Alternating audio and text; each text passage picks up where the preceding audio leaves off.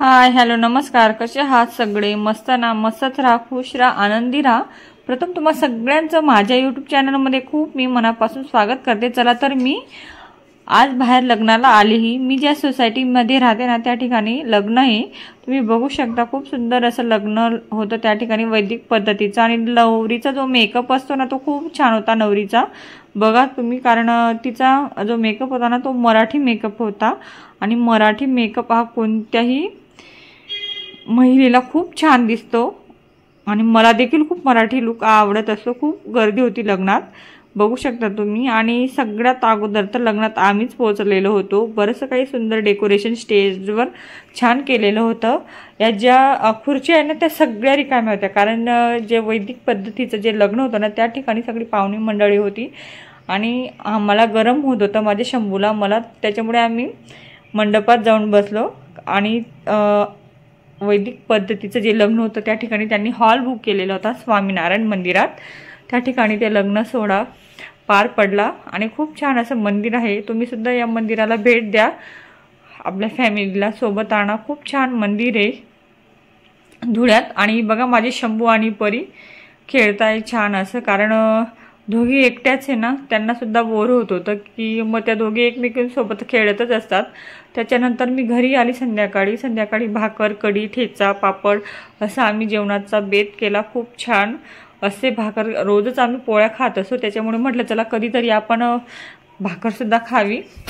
आणि बघा परीचे पप्पा गावी गेले होते, त्याच्यामुळे परीला बराचसा काही खाऊ आणलेला आहे, बघू शकता। आणि परी झोपून गेलेली होती, झोपून गेल्यानंतर देखील उठली आणि विचारत होते की पप्पा तुम्ही मला खायला काय आणलं। झोपेतून उठली आणि खाऊ बघत होती ती, आणि पप्पांना विचारत होती, तुम्ही बघू शकतात।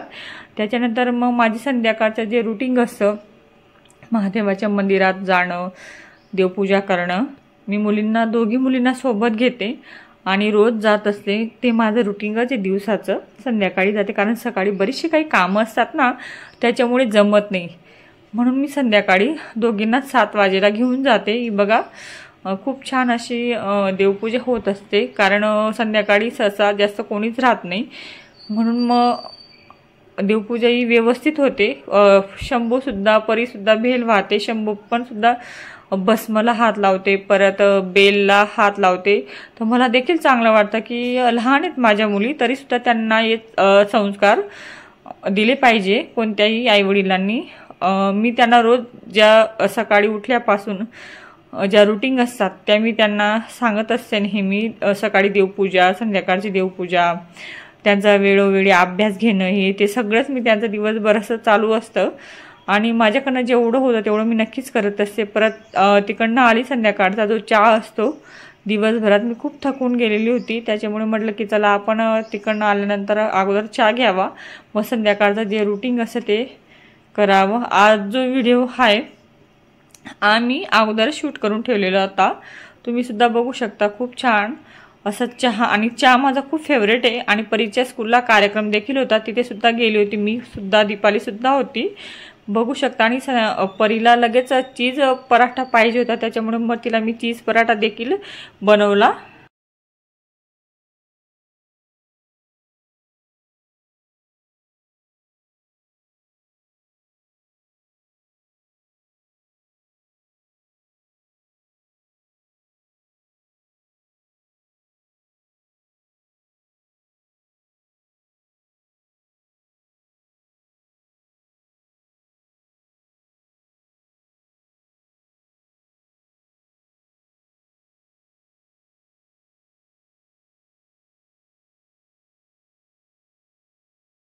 जर तुम्हाला आमचा व्हिडिओ आवडला असेल तर नक्की लाईक करा, शेअर करा, छान छान कमेंट्स करा। Bye bye, good night.